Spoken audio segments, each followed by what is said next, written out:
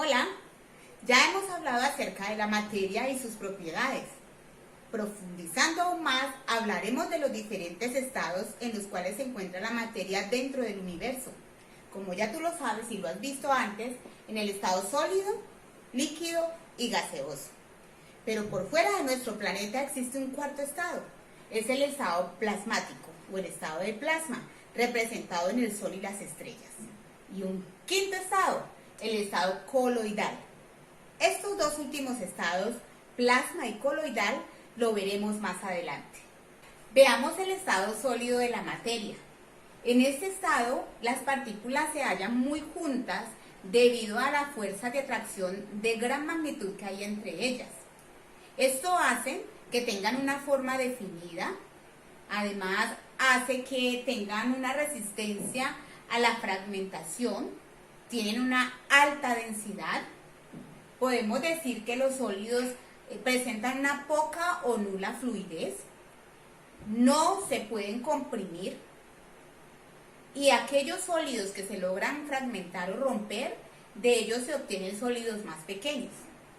Entre estos sólidos podemos tener los minerales, los metales, la madera, los huesos, por ejemplo, entre muchos otros.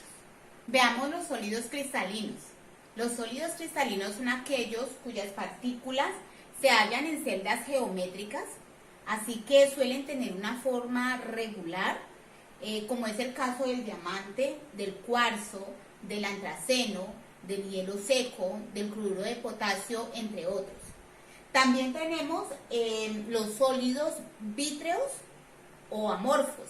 Estos sólidos, como su nombre lo dice, sus partículas no se hallan de una forma ordenada, por lo cual decimos que presentan una forma irregular y bastante variada. Es el caso del vidrio, y en algunas oportunidades encontramos cuarzos amorfos. Veamos los líquidos. En el estado líquido, las partículas se hallan un poco más separadas debido a que las fuerzas de atracción son inferiores que en el estado sólido. Esto hace que las partículas se muevan con libertad, que choquen entre sí, que vibren deslizándose una sobre otra, lo que produce que los sólidos no tengan una forma definida, pero sí un volumen constante. La variabilidad en la forma, así como presentar algunas propiedades específicas, son características de los líquidos. Ellos fluyen o se derraman cuando no están contenidos en un recipiente. Por esta característica, tanto los gases como los líquidos son llamados fluidos. Veamos el estado gaseoso. En el estado gaseoso, las partículas se hallan en dispersión o en alejamiento. Esto debido a que ellas presentan una fuerza de atracción muy débil o casi nula. Por ello, las partículas se hallan muy desordenadas, respondiendo con muy poco a la fuerza gravitacional. El volumen de los gases es mayor que el volumen de los sólidos y los líquidos. Ellos pueden expandirse ocupando todo el espacio que les sea posible, por lo cual decimos que ellos presentan forma y volumen muy variable. Son incoloros e inodoros la mayoría de ellos. Son muy poco reactivos comparado con la reactividad de muchos líquidos y sólidos. Ejemplo de los gases tenemos el aire, el gas carbónico, el nitrógeno y el helio. Ya hemos visto el estado sólido, líquido y gaseoso, que es el estado en el cual se encuentra la materia en nuestro planeta. Pero habíamos dicho que por fuera de nuestro planeta existe un cuarto estado, el estado de plasma. Este estado de plasma es un estado de agregación que se forma a bajas temperaturas y altas presiones.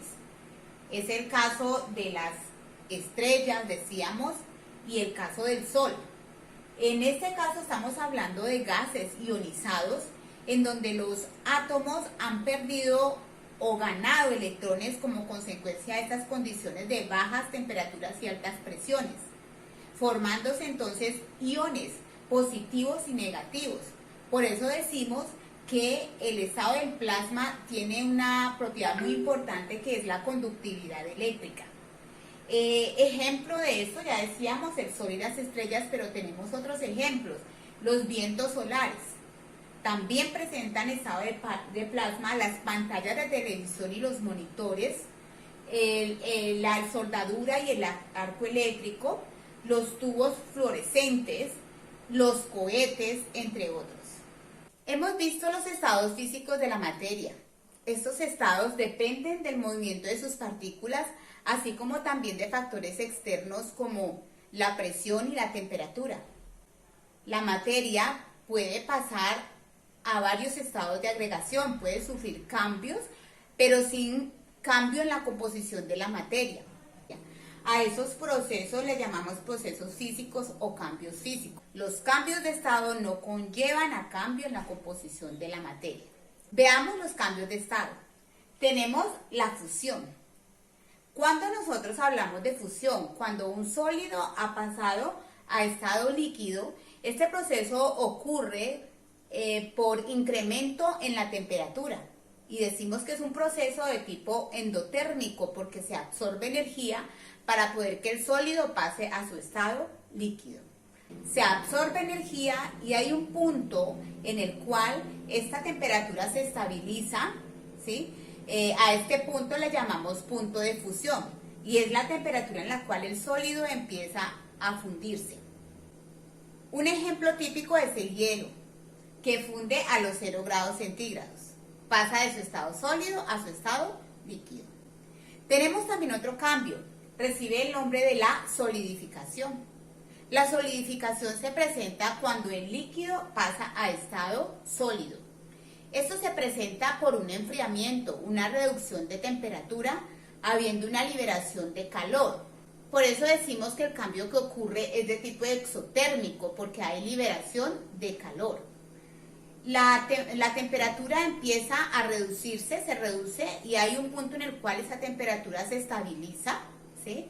Es cuando el líquido empieza a pasar a su estado sólido y decimos que este es el punto de solidificación.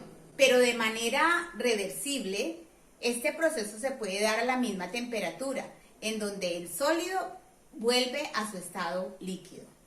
Veamos ahora la vaporización y ebullición.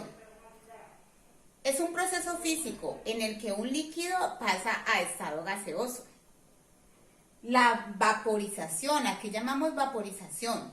Cuando las partículas más energéticas de la superficie del líquido empiezan a escapar a cualquier temperatura, a eso le llamamos vaporización. En tanto que la ebullición ocurre en todo el líquido a una temperatura muy específica en la cual el líquido absorbe calor y esa temperatura se mantiene constante hasta que la totalidad del líquido haya pasado a su estado gaseoso. A eso le llamamos punto de fusión, a esta temperatura que se mantiene constante hasta que el líquido haya pasado a su estado gaseoso. Ejemplo típico, el agua, que tiene un punto de ebullición muy específico que son los 100 grados centígrados, temperatura en la cual todo el líquido ha pasado a su estado de vapor. Veamos la condensación. La condensación es el proceso físico en el cual un gas pasa a su estado líquido. Es el proceso inverso a la vaporización, como cuando se forman las nubes y cae la lluvia. Veamos la sublimación. Se presenta cuando un sólido pasa a su estado gaseoso sin pasar por el estado líquido. Ejemplo, el naftaleno, el alcanfor, el yodo. Y un ejemplo muy práctico son los ambientadores sólidos. Pero tenemos la sublimación inversa, cuando sucede un cambio de sólido a gas de manera directa sin pasar por estados intermedios. Ejemplo típico, el hielo seco.